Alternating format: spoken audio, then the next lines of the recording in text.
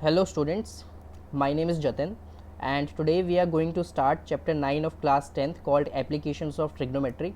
For doing this chapter you should have complete knowledge of trigonometry and their respective ratios. So let's begin with this chapter. So in this chapter first of all we will understand two concepts, though the first concept is called the angle of elevation. Angle of elevation. Now what does it mean? Suppose there is a point on the ground. See, this is a ground, let's assume, and a person is standing on the ground and is observing a building in front of him, right?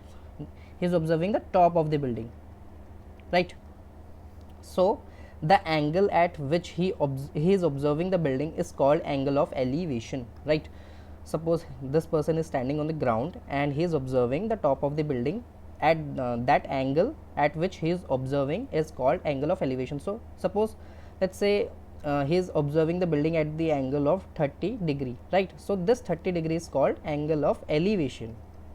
Angle of elevation, and elevation means, everyone knows, elevation means going upwards. So can I say that angle of elevation is nothing but low to high,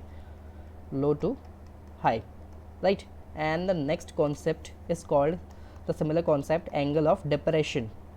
Angle of depression, right? The angle, suppose the person now stands at the top of the building.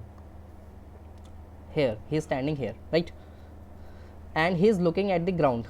So the angle at which he looks on the ground, he is looking at the ground, is called angle of depression. Suppose this angle, right, this whole angle with respect to the 90 degree of building. Okay, now this angle is called angle of depression from high to low. In short, from high to low, right? Now you will understand it more clearly when we will do some questions. Okay, now let's move on to question number first. The angle of elevation of a jet plane from a point A on the ground is 60 degree. Now before doing this chapter you should have a good command over English. Okay, after a flight of 30 seconds the angle of elevation changes to 30 degree if the jet plane is flying at a constant height of 3600 root 3 meter. Find the speed of the jet plane. A very important question. Okay, suppose the jet plane is here, right, and suppose the point is here, the point A is here, right? The angle of elevation, elevation means from low to high. Okay, so the angle of elevation is 60 degree. 60 degree. Now this angle is 60 degree, right? Okay, let me stretch this line, and this is the ground, this is the ground, right? So this angle is 60 degree. Okay, after a flight of 30 seconds the angle of elevation changes to 30 degree, right? So after a flight of 30 seconds the jet would have reached somewhere here. The jet is going in this direction now, from left to right. Okay, the jet will reach somewhere here, right? So after 30 seconds the angle of elevation changes to 30 degrees. So from that initial point A only the angle of elevation has changed now to 30 degree. So this angle, assume that this is a straight line. Okay, this angle is now 30 degree. Okay, from that point only, right? This is the ground and let me stretch this angle. Now similarly I have already told you before starting trigonometry that we will deal in right angle triangle in this chapters. Okay, so this is a right angle because every building or every line from the top will stand on the ground at the angle of 90 degree only, right? So this is also 90 degree. Okay, now you need to find the speed of the jet plane. Now we need to find the speed of the jet plane. We are given the time, this time 30 seconds is given to us. Okay, and we all know that speed is nothing but distance upon time. For that we need distance. Now speed is distance upon time, right? And we know the time is 30 seconds, and we have to calculate the distance only. Once we calculate the distance we will get the speed, right? So how do we calculate the distance? Let's see and let's learn also. First of all you will name A, B, C, D, E. Now you are given the time of ED. We know given is time of ED, time of ED, right, 30 seconds. So you need to find the distance of ED only, right? from there only you will find the speed. Okay, now first of all, in triangle ABE, please observe the triangle ABE, this triangle. Okay, now let's forget the angle 30 degree for the time being, right? In triangle ABE, I need to find what? AB, right? Why I am finding AB, I'll tell you.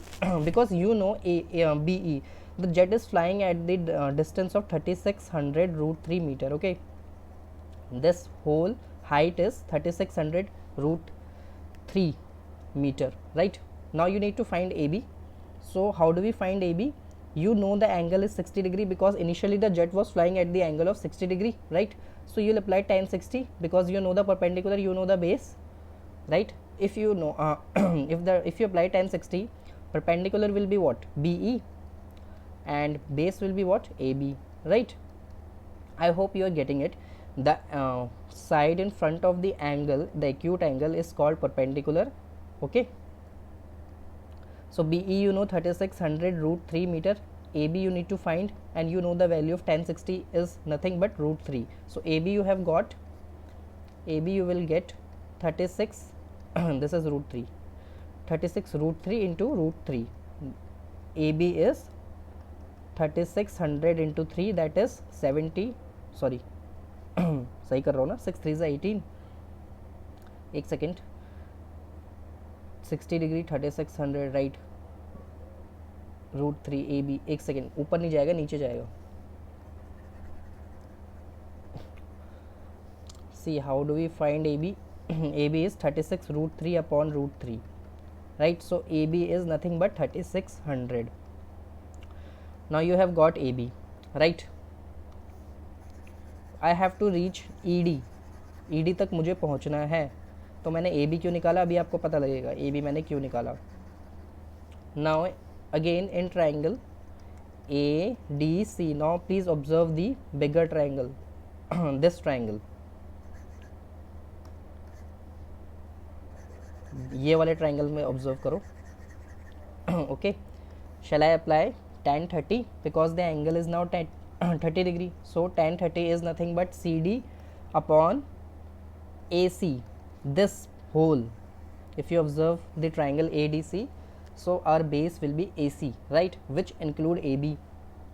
Okay, and you know DC is nothing but 3600 root 3 because the jet is flying at a constant height which is given in the question, right? So you know the value of CD, 3600 root 3 meter upon AC, right? And here is now tan 30 is nothing but 1 upon root 3, everyone knows, right? 3600 root 3 upon AC, so AC will be, shall I rub it? Okay, so AC will be 3600 root 3 into root 3. I hope I am doing it right. So 3600 root 3 upon root 3, ठीक है सब कुछ. तो it will be AC is, see, root 3 into root 3, 3 only, so 0 0 3 6 are 18, 3 is 9 10. Okay, so this is AC, we have got AC. So AC we have got. Can I find BC? Because this BC will be equal to ED na, this BC will be equal to ED if you observe in the diagram. So what now, देखो इधर, AC is nothing but AB plus BC, everyone agrees, right? AC is nothing but AB plus BC. You know AC, you know AB, can you find BC? So BC will be AC minus AB. So AC is 10800 minus 3600, AB is 3600 now, so 00 7200 you have got BC. You got 7200 as BC. Now everyone agree with me that BC is equal to ED because the distance is same, right? This ground ka distance will be equal to the asman ka distance, so BC will be equal to ED. So BC, if BC 7200, ED will also be 7200, right? So we have got the distance 7200, we have time 30 seconds. Can we find the speed now, speed of jet? So speed is equal to distance upon time. Distance is 7200, time is 30. If you solve it, you will get 24 to 40 meter per second is the speed of the jet. Let's move on to next question. एक second, ये रहा, ठीक है. Please read this question and try to solve it on your own. First of all, in this type of question, in this chapter, you have to understand the English. Okay, an aeroplane when flying at a height of 4000 meter from the ground passes vertically above another plane at an instant when the angle of elevation of the two planes from the same point on the ground are 60 degree and 45 degree respectively. Find the vertical distance between the two aeroplanes. A very very important question. So let me draw the diagram first. So this is height at which the plane is flying. यहाँ पे plane है मान लो, और ये पूरी height कितनी की है, 4000 मीटर की डिस्टेंस है हाइट, ठीक है. और उसी के नीचे दूसरा प्लेन भी है, जस्ट उसी के नीचे दूसरा प्लेन है यहाँ पे, ठीक है. अब एंगल ऑफ एलिवेशन देखो, angle of elevation is given to us from low to high, right.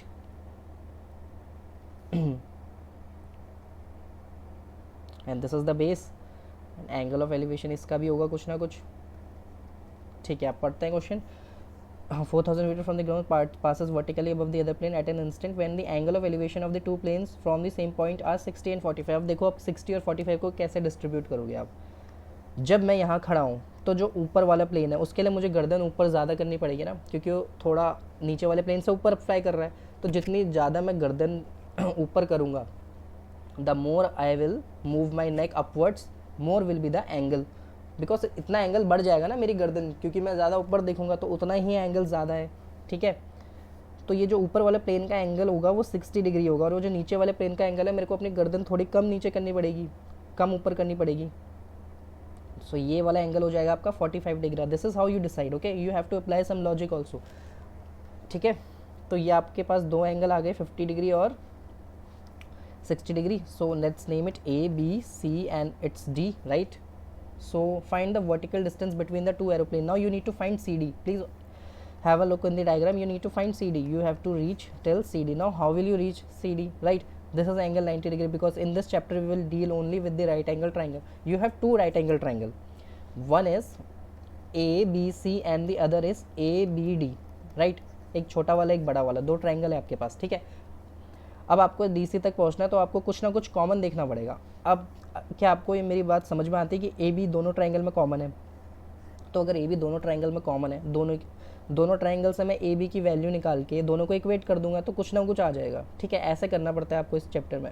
You have to find some common side. Once you find the common side, you find the value of that side and equate, right? This is how you reach on to the answer. So first of all, I'll apply trigonometry in triangle ABC, right? If I apply, I have to reach, please remember, I have to reach till CD, right? So ABC, I need to apply tan 45. Tan 45 is nothing but BC upon AB. BC we don't know BC. या no we know नहीं, हमें नहीं पता BC. AB भी नहीं पता है हमें, लेकिन हमें tan 45 पता है कि 1 होता है, ठीक है. tan 45 1 होता है तो मैं ये लिख सकता हूँ कि AB will be equal to BC, ठीक है. अब लगाओ तुम ट्राइंगल, बड़े वाले ट्राइंगल में ट्रिगो लगाते हैं in triangle ABD. If you apply the trigonometry in triangle ABD, you have tan 60 as BD upon AB, right? So AB की वैल्यू आ गई आपके पास 4000 upon √3. you know the BD ना. now ठीक है, तो अब क्या करें. अब हमारे पास AB है, ठीक है. तो AB की वैल्यू यहाँ भी, AB की वैल्यू यहाँ भी है, ठीक है. दोनों को इक्वेट कर लो. So can I equate 4000 upon √3 is equal to BC, if you agree with me on this. So can I manipulate BC, because I have to reach on to CD. So how can you write BC in terms of CD? 4000 upon √3 को तो वैसे ही रहने दो. BC को can I write 4000 minus CD. Can I write BC as 4000 minus CD? Yes, from the diagram. Now you need to find CD only. ठीक है, तो 4000 upon root three, sorry CD को इस तरफ लिया तो 4000 minus 4000 upon root three, this is the value of CD. अब आप चाहे तो यहाँ LCM ले लो, root three minus one upon root three. This is your final answer. ये है आपका आंसर. ठीक है, let's move on to next question. यार ये बार बार क्यों खुल रहा है. A man standing on the deck of a ship is 10 meter above the water level. He observes the angle of elevation of the top of the hill as 60 degree and the angle of depression of the base of the hill as 30 degree. Okay, ये question complete नहीं है. मेरे ख्याल से इसमें height of hill निकालनी है. Please give me some seconds. इसका क्वेश्चन तो यहीं पे ही होगा.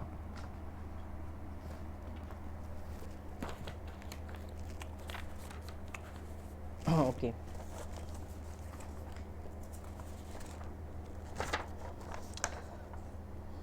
So question, let me complete the question first. This question is like 30 degree. Calculate the distance. Calculate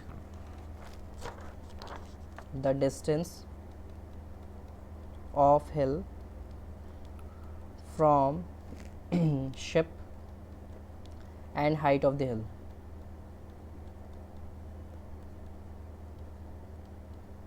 ठीक है, तो यहाँ पर शिप है, यहाँ पे ये बंदा खड़ा हुआ है. ये observe which is 10 metre. 10 metre यहाँ पे वाटर है, तो ये जो हाइट है ये आपकी 10 मीटर की है. ठीक है, water level. He observe the angle of elevation at the top of the हिल. एक सामने पहाड़ है इसके. ठीक है. सो पहाड़ तो पानी के ऊपर ही होगा ना. देखते हैं, एक minute. He observes it at angle of elevation of the top of the हिल. ठीक है, ये पहाड़ थोड़ा नीचे तक ही है. यहाँ पे ये देख रहा है एंगल ऑफ एलिवेशन 60 डिग्री में, and the angle of depression of the base of the हिल. देखो एंगल ऑफ डिप्रेशन की बात हुई है अभी इस क्वेश्चन में. तो पहले मैं पहाड़ को थोड़ा 90 डिग्री पे कर लेता हूँ. शिट,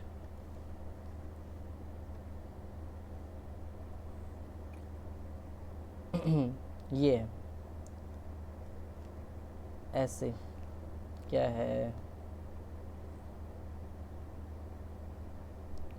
ठीक है. तो यहाँ ये देख रहा है 30 डिग्री पे. ओके,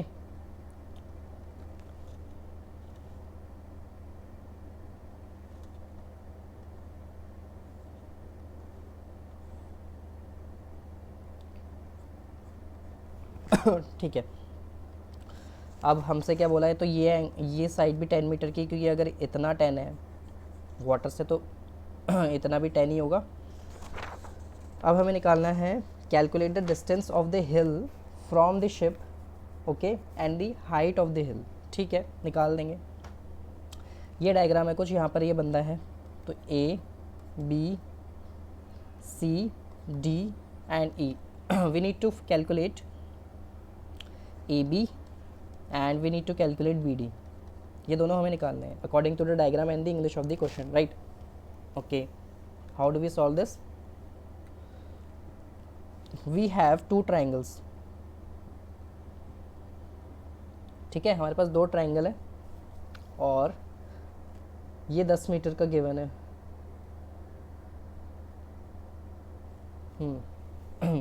तो ABE से कुछ होगा नहीं, तो हम क्या करेंगे. AB is equal to EC first of all. तो मतलब AB निकालें EC निकालें, बात तो एक ही है. तो एक काम करते हैं, हमें DC भी निकालना है और कुछ गिवन तो नहीं है. ठीक है, तो 10 मीटर की हेल्प लेनी पड़ेगी. 10 मीटर की हेल्प कैसे लेंगे. देखो in triangle B C E को देखो, we know B C is 10, right? तो perpendicular is 10, so can we apply tan 30? If tan 30 we apply BC upon EC, right? BC is 10, EC we have to find, we know the value of tan 30 as 1 upon root 3, so 10 upon EC and EC will be 10 root 3. So we have found the distance of the ship from the hill, so EC is 10 root 3. Now we need to calculate DC. अब DC के लिए कैसे करोगे आप? देखो, आपको बस इस चैप्टर में इंग्लिश समझनी है और डायग्राम बनाना है अकॉर्डिंगली। जैसे आपने ये दोनों काम कर लिए, आपका सारा काम हो जाएगा। In triangle E C D में देखो, can I apply 1060? 1060 D C upon E C, E C we know 10 root 3 निकाला था ना, हाँ। So root 3 is equal to D C upon 10 root 3, so D C will be 30 meter. So आपके पास D C आ गया 30, sorry question ही मिटा दिया, ठीक है। डी सी आ गया आपके पास 30 मीटर। तो अगर आपके पास डी सी डी सी आ गया 30 मीटर, तो आपको बी डी तक पहुंचना है। तो B D is nothing but B C plus D C, so B C आपके पास ऑलरेडी 10 है, so 10 plus 30 is equal to 40 metres. तो 40 मीटर का वो हिल है। Now let's move on to next question, question 4th। A vertical tower stands on a horizontal plane, ठीक है, and is surmounted by a vertical flag staff of height h. Okay, ये एक tower है ये tower है, ठीक है, और इसके ऊपर ही एक फ्लैग का स्टाफ है जिसमें फ्लैग हम लगाते हैं ना, वो है इसी के ऊपर, ठीक है। स्ट्रेट लाइन अज्यूम कर लो, इसकी हाइट h गिवन है यहाँ तक की, ठीक है। At a point on the plane, ठीक है, एक सेकेंड। A vertical tower stands on a horizontal plane, ठीक है, यहाँ पे प्लेन मतलब ये हॉरिजॉन्टल प्लेन है। At a point on plane, ये ठीक है, ये रहा point. The angle of elevation of the bottom and the top, bottom, ये रहा बॉटम। फ्लैग स्टाफ, ये देखो, ये ऊपर जो एच है ना ब्लैक कलर का, ये फ्लैग स्टाफ है। उसके बॉटम का जो एंगल है वो बीटा है, अल्फा है, सॉरी, बॉटम का एंगल अल्फा है एंड टॉप का एंगल बीटा है, ठीक है, ये पूरा एंगल बीटा है। Prove that the height of tower, मतलब ये टावर रेड वाला, is H 10 alpha 10 beta minus 10 alpha again, ठीक है। Let's name it A B C and D. Again you have two triangles, right, एक बड़ा वाला एक छोटा वाला। You need to prove C B as is equal to this H 10 alpha upon में 10 beta minus 10 alpha, because C B is nothing but height of the tower only, right. उसके ऊपर तो वो फ्लैग स्टाफ है ना। सो in triangle A B सी, क्योंकि मुझे दो ट्राइंगल दिख रहे हैं, तो 10 अल्फा लगा दो, और एक साइड कॉमन भी है ना, देख लो, ए बी इज कॉमन, तो इसकी हेल्प लेंगे हम, ठीक है।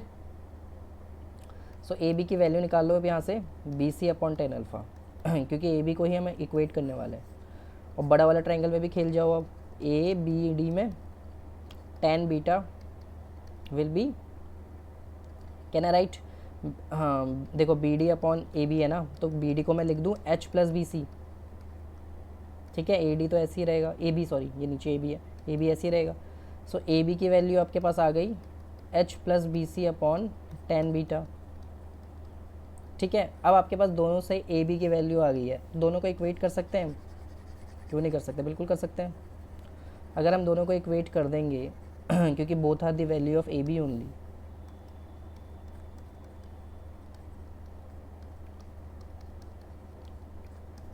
ठीक है। अब यहाँ से देखो, आपके पास बी सी तक पहुँचना है आपको, निकालो बी सी को। अब बी सी कैसे निकालोगे, यहाँ तो अब सारा मैथ्स का खेल है। एच इसका डिनोमिनेटर अलग अलग कर दो। अब बी सी, ये वाला जो बी सी है उसको उस तरफ ले जाओ,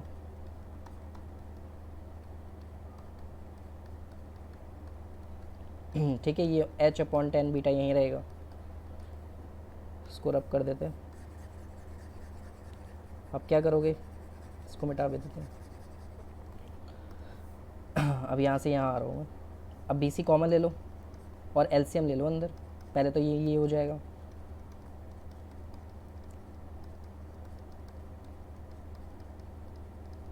ठीक है। बी सी बाहर है,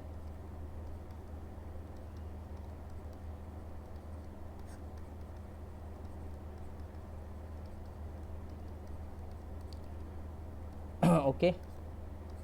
tan beta A, tan beta cancel and you are left with only BC is equal to H into 10 alpha upon में 10 beta minus 10 alpha. You have proved it. देखो यही तो प्रूफ करना था, सॉल्विंग का सारा खेल था। क्वेश्चन नंबर 5 में चलते हैं। The angle of elevation of the top of the tower from the 2 points at a distance of A B A and B metres from the base and क्या लिखा है, and in the same length with it are complementary, prove that the height of the tower is AB meters. okay, एक tower है ये रहा, ठीक है। The top of the tower ये रहा, 2 पॉइंट्स है, एक पॉइंट यहाँ पर है, एक पॉइंट यहाँ पर है, ठीक है। And these two angles are complementary, ऐसी कुछ बोला हुआ है। डिस्टेंस ए बी, ये पूरा ए है और इतना बी है, ये बी है, ठीक है।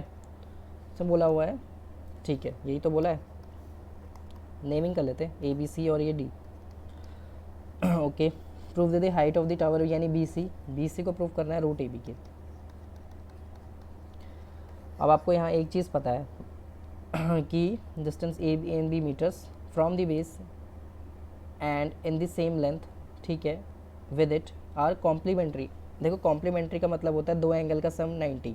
तो अगर मान लो एंगल इन थीटा है तो कहना है इससे angle D will be 90 minus theta, क्योंकि दोनों का सम 90 होना चाहिए। ठीक है, तो angle D will be 90 minus theta, angle A will be theta.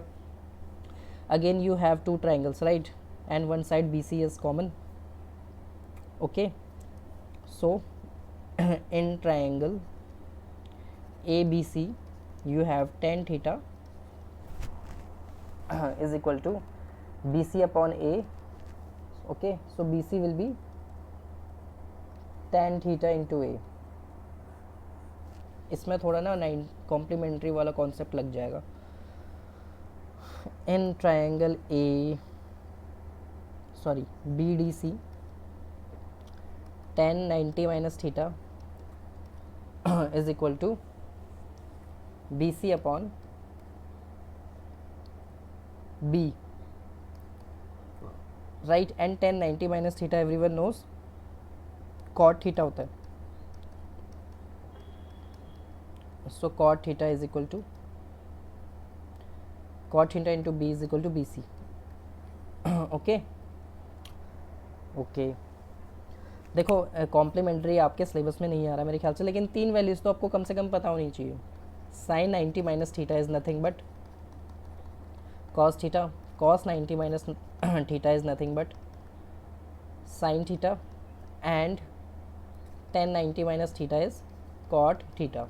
ये 3 वैल्यू कम से कम याद कर लो अगर सिलेबस में नहीं भी आ रहा है तो।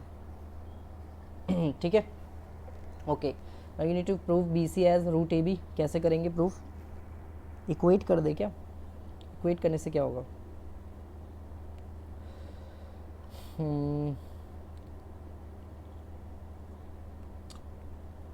चलो इक्वेट करते हैं, और क्या कर सकते हैं। BC वैल्यू हट जाएगी फिर, और कुछ नहीं होगा।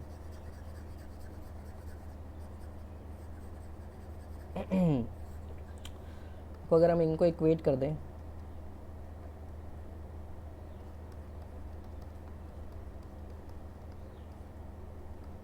ठीक है, अब ये इक्वेट कैसे होंगी? ओके, तो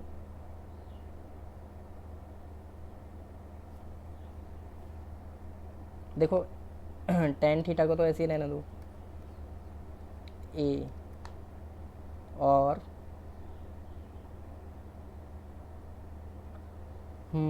ये पूरा A है और वो पूरा B है। ठीक है, मैंने सही करा है ना सब कुछ?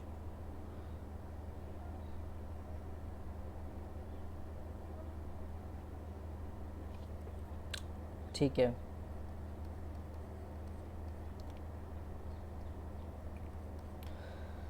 कॉट को अगर मैं लिख दूँ 1/10 तो उससे कुछ होगा,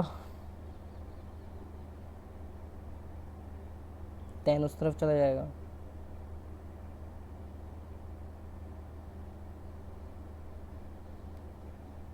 चलो देखते हैं। इस कॉट को ना लिखो 1/10, ठीक है। अब tan थीटा इंटू ए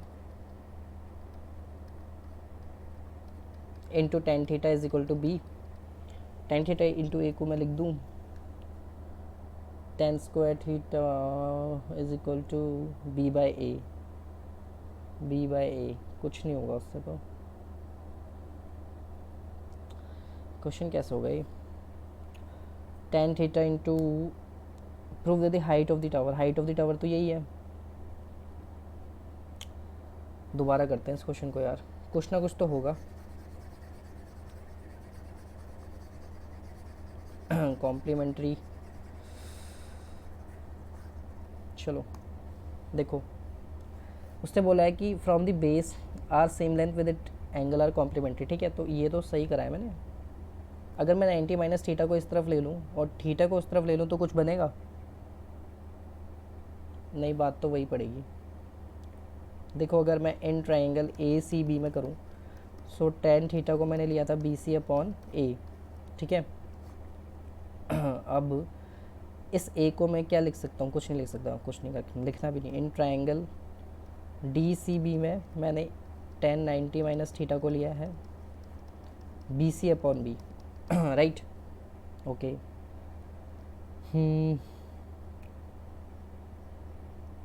सो मैं यहाँ से क्या कर सकता हूँ, इसको कॉट थीटा बनाए या नहीं। अगर मैं इनको कॉट थीटा बनाता हूँ, ठीक है। अब tan थीटा है मेरे पास, ये कॉट थीटा को 1/10 लिख दूँ मैं इसको, B C upon B, right. अब यहाँ से tan थीटा की वैल्यू निकालते हैं। b upon B C will be the value of tan theta, okay. If this is the value of tan theta तो यहाँ मैं डाल दूँ b upon B C is equal to B C upon a, हो गया ना। अब थोड़ा बहुत तो, so B C square is equal to A B, so B C will be equal to root A B, हो गया। कुछ नहीं करना था। देखो यहाँ पे देखो tan 90 माइनस थीटा को मैंने कॉट थीटा बनाया, ठीक है। कॉट को मैंने फिर लिखा 1/10, फिर यहाँ से मैंने tan की वैल्यू निकाल ली, क्योंकि मेरे पास दोनों जगह tan थे। tan की वैल्यू निकाल ली, b अपॉन बी सी ऊपर ले गया उसको नीचे, तो b अपॉन बी सी यहाँ पर डाल दिया। यहाँ पे देखो जैसे ही मैंने इन दोनों को डाला और इसको तो ऐसे ही रहने दिया बी सी अपॉन ए को, तो B C square is equal to A B हो गया और B C is equal to root A B हो गया, ठीक है। Let's move on to question number 6। Question number 6 same question हो गया, सॉरी नंबर 7।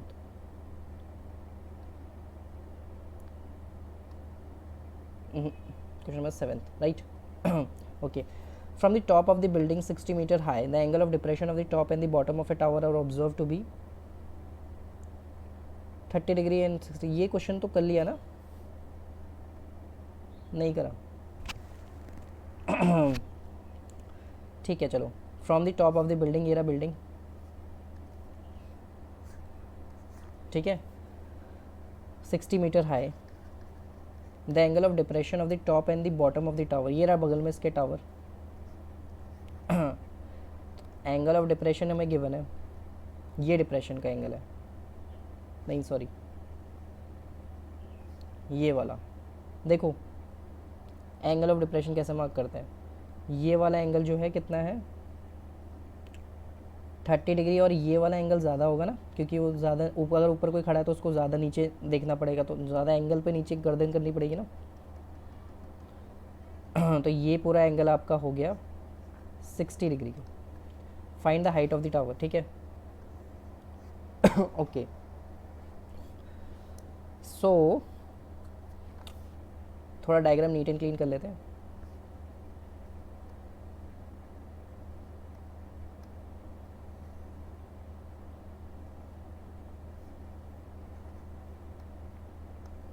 ये है आपका टावर,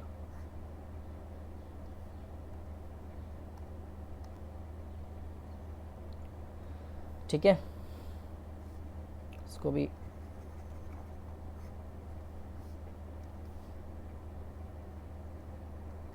ठीक है यार, चलो इसको अज्यूम कर लो स्ट्रेट लाइन, यहाँ से भी एक लाइन खींच लेते हैं। ओके, बिल्डिंग ज़्यादा लंबी है, टावर उससे छोटा है, टावर के ऊपर का एंगल हमें 30 डिग्री और नीचे का 60 डिग्री गिवन है। ठीक है, अगर आपको बात समझ में आती है तो ये दोनों लाइन्स पैरेलल होंगी, तो अगर ये दोनों लाइन्स पैरेलल होंगी और ये ऊपर की वाली लाइन भी पैरेलल होगी, इसके तीनों आपस में पैरेलल है। ठीक है, तो अगर ये 30 डिग्री है तो आपको समझ में आता है कि ये भी 30 डिग्री होगा, और अगर ये 60 डिग्री है तो आपको समझ में आता है ये 60 डिग्री होगा, दोनों ऑल्टरनेट इंटीरियर एंगल से 60 डिग्री होंगे। क्योंकि डिप्रेशन का यूज़ कहीं नहीं होगा, तो हमें एंगल ऑफ एलिवेशन में लेके आना पड़ेगा। ठीक है, तो ऑल्टरनेट से ये 30 तो ये भी 30, देखो ये 30 तो ये भी 30, क्यों? क्योंकि ये जो बीच वाली लाइन है ट्रांसवर्सल की ट्रांसवर्सल से यूज़ होगी ना। So A B C D and E we have. ठीक है, now we need to find the height of tower. Okay, again we have a triangle, in triangle C E D को देखो, C E D में 1030 लगा दूँ,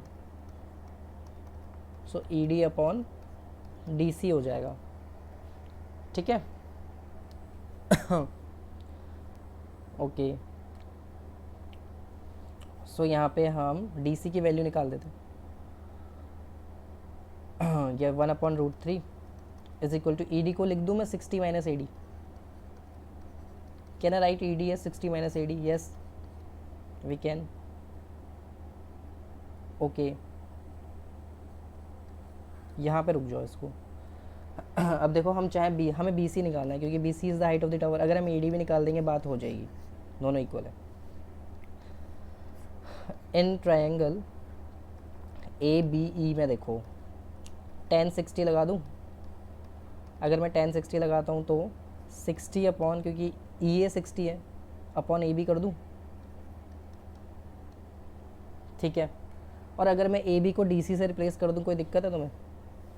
इस A B को अगर मैं डी सी से रिप्लेस कर दूँ तो मेरे को नहीं लगता तुम्हें कोई प्रॉब्लम होनी चाहिए। ठीक है, तो ये दोनों इक्वल हैं, तो यहाँ से डी सी की वैल्यू निकाल लो, फिर इक्वेट कर देना। सो ये 1060√3 होता है, 60 upon D C will be 60 upon √3। You know the value of D C है 60 अपॉन √3, डी सी है ये। ठीक है, ओके, यहाँ से भी डी सी की वैल्यू निकालो, D C will be 60 minus A D upon into √3। ठीक है, आप दोनों को इक्वेट कर लो और फिर ए डी निकाल लो।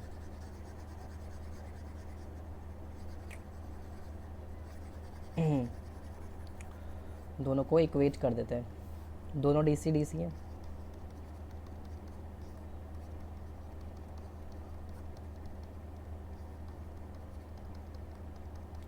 सिक्सटी ए डी की वैल्यू आ जाएगी आपकी, एक सेकेंड यार, 60 तो कैंसिल हो जाएगा, कुछ कैलकुलेशन में मिस्टेक कर दी।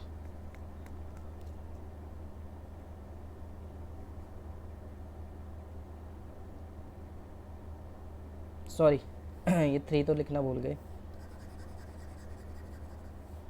जब जाएगा ये उधर।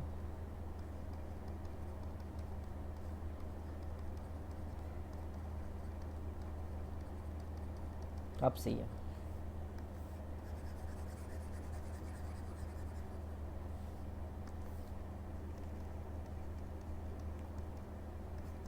ये होगा answer.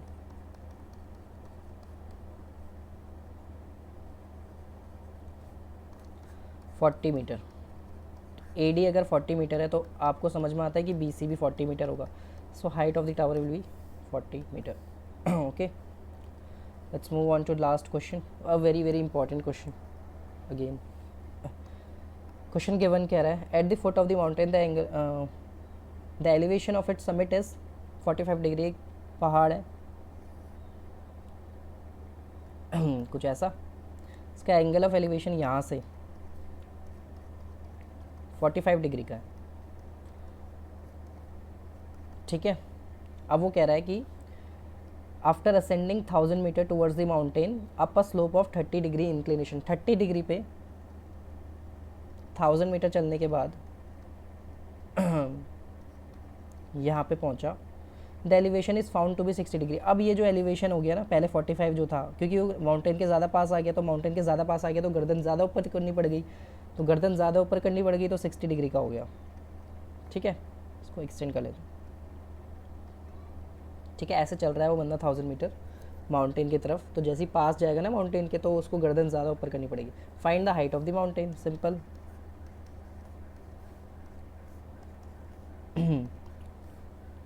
F, you need to find E C तक पहुंचना है। अब आपको इतने सारे ट्राइंगल्स गिवन है। ठीक है, अब देखो इसके स्टेप्स हैं, आपको याद करने पड़ेंगे। याद क्या, फिर आप देख लो। पहले लगाओ पेन ट्राइंगल ए बी एफ में। ए बी एफ में देखोगे तो आपको मेरे को चाहिए ए बी, यार क्या है, कुछ और गिवन है इस 1000 मीटर ना, हमें ए एफ 1000 मीटर गिवन है ना। Can I write is as 1 kilometre, ताकि कैलकुलेशन ईजी हो जाए। तो मैं ए एफ को 1 लिखूँगा। ठीक है, तो मुझे अब क्या करना है यहाँ से, मुझे ए बी एफ में ना ए बी भी चाहिए और एफ बी भी चाहिए। तो कैसे निकलेगा, एक बारी sin 30 एक बारी tan 30। तो sin 30 अगर मैं लगाऊंगा तो मेरे पास, मैं लिख दूँ F B upon A F, perpendicular upon hypotenuse, right. So F B upon A F is 1, sin 30 is 1/2। So can I write F B as 1/2। So I have got F B. ठीक है, क्योंकि sin 30 1/2 होता है, 1/2 is equal to F B upon 1। So F B will be 1/2 according to the calculation, right. Similarly अगर मेरे पास ये 1/2 आ चुका है तो डी सी भी 1/2 होगा। ठीक है, दोनों इक्वल हैं। So D C will be equal to 1/2 kilometer. Now again in triangle A B F I have to find A B. Now you know, अब आप tan 30 लगा लो। tan 30 is equal to F B upon A B. So tan 30 is 1/√3। F B you know 1/2 and A B is A B only, so A B will be √3/2। Now you have √3/2 as A B. ये दोनों तो आपको निकालने हैं पहले। ठीक है, अब आपको ये बात भी समझ में आती है कि इन ट्राइंगल ए सी ई, अगर आपको ये बात समझ में आती है, ए सी को देखो अब,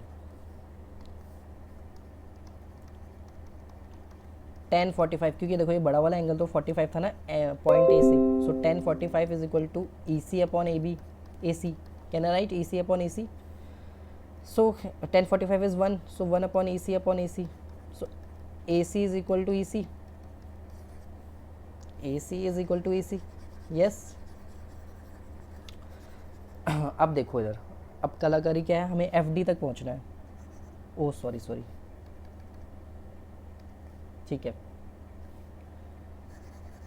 अब हमें AC इक्वल कर दिया ना EC के, तो अब हमें FD कैसे पहुंचना है। FD ये देखो, ये रहा FD।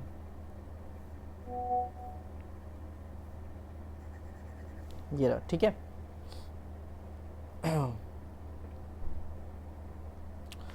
So F D, can I write F D is equal to B C? Yes, according to the diagram. अगर एफ डी इक्वल है बी सी के, सो बी सी को मैं क्या लिख सकता हूँ, A C minus √3/2। Please observe in the diagram carefully. BC can I write AC minus √3/2? This AC minus √3/2, right? And can I replace AC with EC? So BC will be equal to EC minus √3/2. अगर आपको ये बात समझ में आती है कि ये BC जो होगा मेरा वो EC minus √3/2 होगा, so will be FD only also. FD will also be EC minus √3/2. Okay, F D will also भी equal to E C minus √3/2 ना। देखो ना यार, ए सी जो था वही ई सी के इक्वल था, इसीलिए तो रिप्लेस किया, तो बी सी को मैंने ई सी माइनस √3/2 लिखा। ठीक है, अगर आपको ये स्टेप समझ नहीं आया आप रिवाइंड कर लो, मैंने सारा कुछ अच्छे से एक्सप्लेन कर ही दिया है।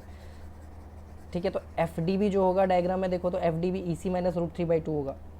अब ई डी को मैंने लिख सकता हूँ ई सी माइनस 1/2, ई डी को मैं लिख सकता हूँ ना ई सी माइनस 1/2। अब आपके पास एफ डी है, आपके पास ई डी है, लगाओ इस ऊपर वाले ट्राइंगल में, ये वाले ट्राइंगल में 1060। So in triangle F D E 1060 is equal to E D upon F D. देखो ई डी क्या है आपके पास, ई सी माइनस 1/2, और एफ डी क्या है, E C minus root three by two, और 1060 एवरीवन नो रूट थ्री होता है। बस इसको इसके साथ इक्वेट कर लो, आपको ई सी मिल जाएगा, और हमें ई सी तो चाहिए।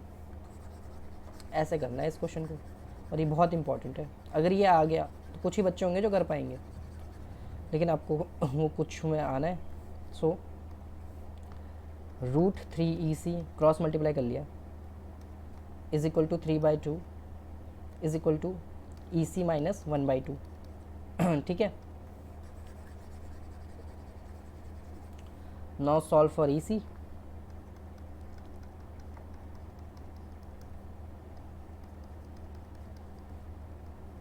ई सी को कॉमन लोगे तो रूट थ्री माइनस वन, और यहाँ पे क्या बचेगा, 2/2 1। सो ई सी will B 1/√3 minus 1.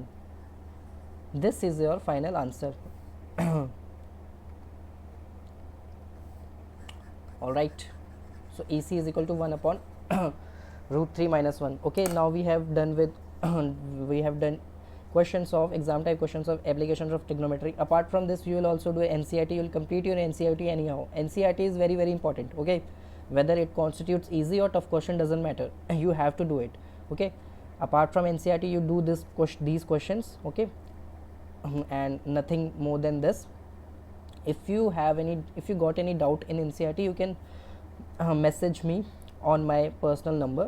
I'll provide my numbers in the description of this video. Okay, and in case if you encounter any doubt, please feel free to ask me. Okay, thank you so much.